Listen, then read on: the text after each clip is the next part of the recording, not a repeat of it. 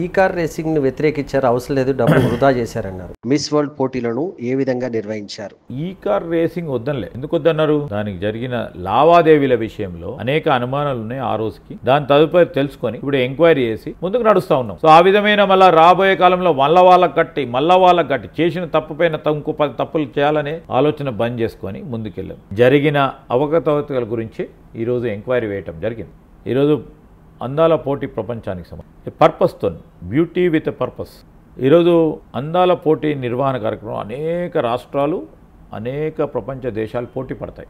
దాదాపు 18 ఇయర్స్ నుంచి 40 ఇయర్స్ లోపు ఉన్న ఆ యువతరానికి సంబంధించి రేపు బ్యూటీ అంటే కేవలం సుందరంగా ఉండటం కాదు, వారి ఆలోచన విధానం, వారి నడకడి ఈ ప్రపంచానికి ఏ విధంగా ఉపయోగపడుతుంది, ఏ విధంగా ఉపయోగపడుతుంది అనే అంతా చూసుకొని బ్యూటీ కాంపిటీషన్ జరుగుతాయి. చాలా మంది అనుకుంటారు సుందరంగా ఉంటే వస్తుందని. దాంట్లో వన్ ఆఫ్ ద ఎలిమెంట్ అది. రేపు ఇంత పెద్ద ఎత్తున దాదాపు 124 కంట్రీస్లో నిరంతరం ఇలాంటి ప్రసార సాధనాల ద్వారా యూత్ అంతా కూడా ఎక్స్చేంజ్ చేస్తున్నప్పుడు ఏ విధంగా వారు వ్యవహరించాలి, హౌ వారి కల్చర్ ఏంది, వారి యాటిట్యూడ్ ఏంది, వారి పర్సనాలిటీ గ్రో చేయడానికి ఏ విధమైన పాజిటివ్ ఆలోచనలు తీసుకురావాలి అనే దృక్పథమే purpose of that competition is that. అది కొంతమంది వక్రీకరించి ఇక్కడ బ్యూటీ జరుగుతా ఉంది, బ్యూటీ కాంపిటీషన్ జరుగుతాను. రెండవది, ప్రపంచ దేశాలంతా చూస్తూ ఉంటే ఈరోజు తెలంగాణ రాష్ట్రం, హైదరాబాద్ కూడా ప్రపంచ దేశాల్లో ఒకటి. ఇక్కడ ఇండస్ట్రీ రావటం, కాస్మెటిక్ ఇండస్ట్రీ రావటం, అదే విధంగా ఈరోజు మనకు సంబంధించి ఇక్కడ ఇతరత్ర ఇండస్ట్రీస్ రావటం, ఈ ప్రాంతంలో ఉన్న ఫెసిలిటీస్, ఇన్ఫ్రాస్ట్రక్చర్ కూడా